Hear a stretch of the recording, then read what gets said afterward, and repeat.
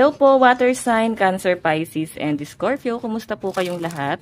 Okay, so water sign, maraming salamat po sa walang sawang pagsubaybay sa ating pong daily horoscope. And kung ikaw ay bago pa lang sa ating channel, mag-subscribe na po kayo and i-click mo na rin yung ating notification bell para lagi kang updated sa ating mga bagong upload. And sa mga interesado guys sa ating private reading, ayan, iiwan ko na lang po yung link ng aking Facebook sa atin pong description box below. Ayan, message nyo na lang ako guys.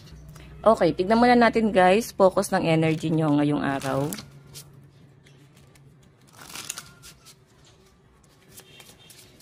Okay, ano ang focus ng energy nyo ngayong araw?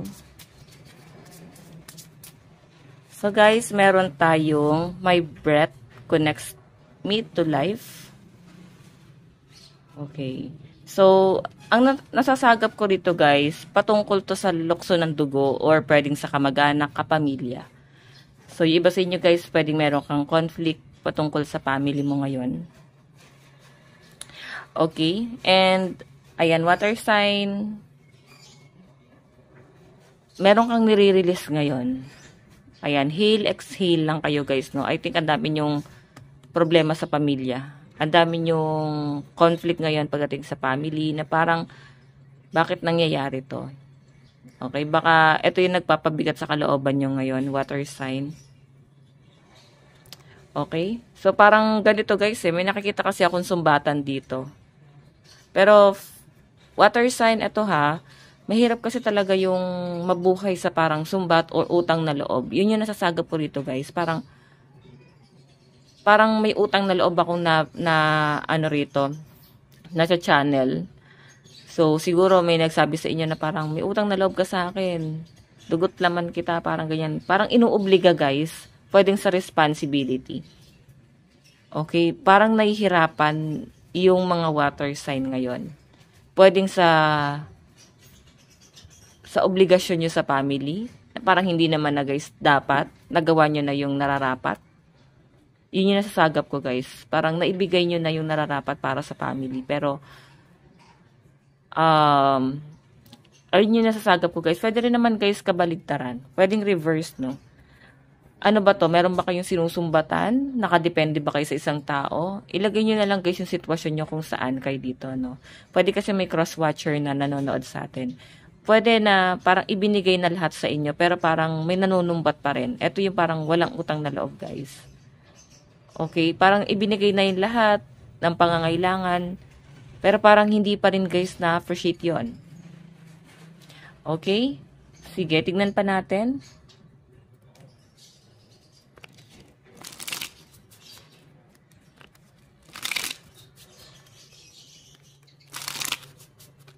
Okay. Ano naman yung overall energy mo ngayon?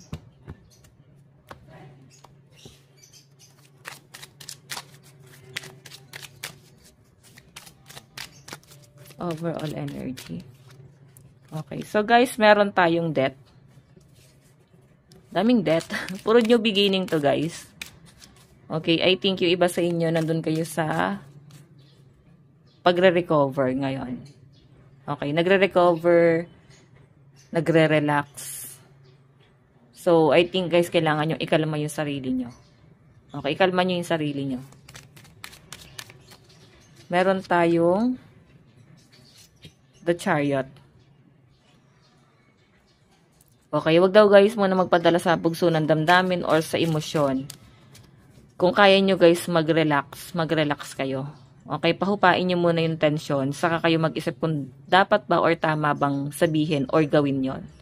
Basta wag kayo guys magpapadalos-dalos sa emosyon. Pwede kasi guys na makasira sa ito at sa pamilya nyo. Okay? Tignan pa natin. Meron tayong Four of Wands, wedding.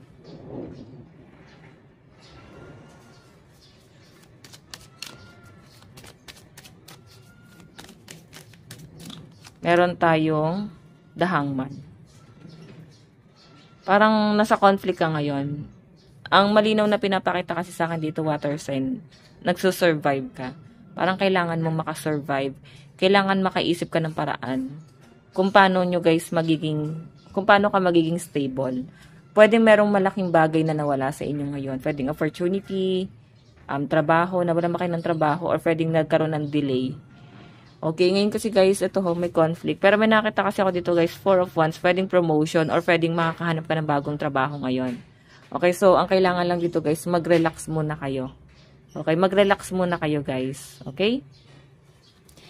Wag muna kayo guys magpapadala sa bugso ng damdamin ngayon. Kasi, pwedeng pagsisihan nyo eh. Okay? Kung meron sila guys sinasabi sa inyo na against sa inyo, na negative, hanggat maaari, wag nyo guys patulan. Okay? Kasi baka madala ka sa bugso ng damdamin. Okay? Okay, so tignan pa natin guys. Pero alam nyo guys, ito ha. Ang nakikita ko kasi dito talaga, ano ka, parang galit. Yun na nasasagap ko. Sama ng loob. Okay, mag-relax lang muna kayo. Tignan pa natin.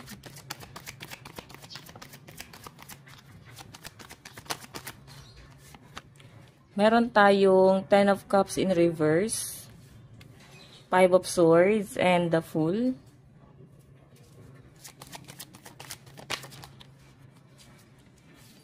Okay, 3 of Swords in reverse.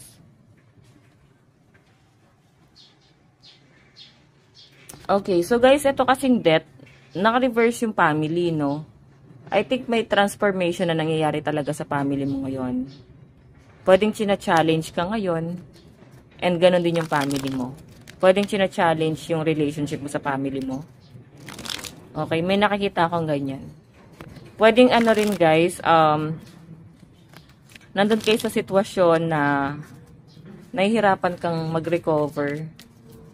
Kung ano man ang nangyayari sa pamilya mo ngayon, mabigat to. Mabigat. Yan.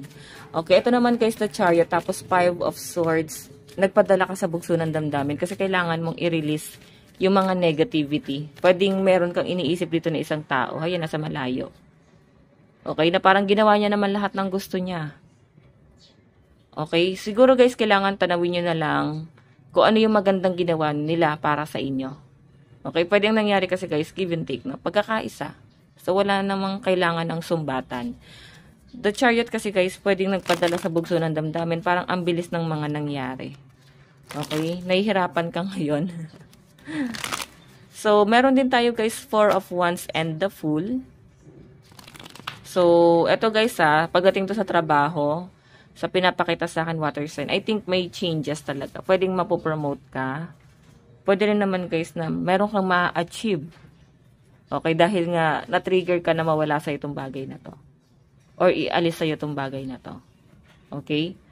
4 of Wands, the Fool is success para sa inyo. Meron tayo guys, the Hangman, and 3 of Swords in reverse. So, alam nyo guys, hindi kasi permanente lahat ng bagay ngayon. Water sign. Pwedeng mawala sa inyo yung mga bagay na mahal nyo at importante sa inyo. Pero hindi ibig sabihin nun is hihinto na yung mundo nyo dahil doon. Okay?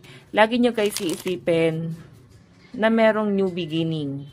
So, pwedeng part siya guys ng ng new beginning, or pwedeng part din guys ng healing. Eto nga mag-relax ka, mag-meditate ka, mag-salt bath ka. Kasi nakakita ko sa inyo guys, nahihirapan kayo ngayon sa sitwasyon mo. Okay? Tignan po natin, advice.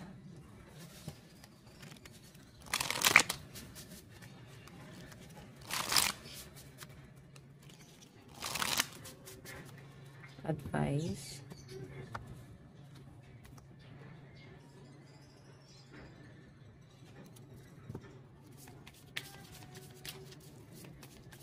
So guys, meron tayong meditate. Ayan, kakasabi ko lang sa inyo, mag-meditate ka. Mag-relax ka muna, pahupain nyo yung tension. Huwag muna magpadala sa bugso ng damdamin ngayon or init or galit ngayong araw. Okay? So lucky number nyo guys is 35 and 38. Water sign, ito lang pong inyong reading. Bukas ulit. God bless and love you all. Bye-bye.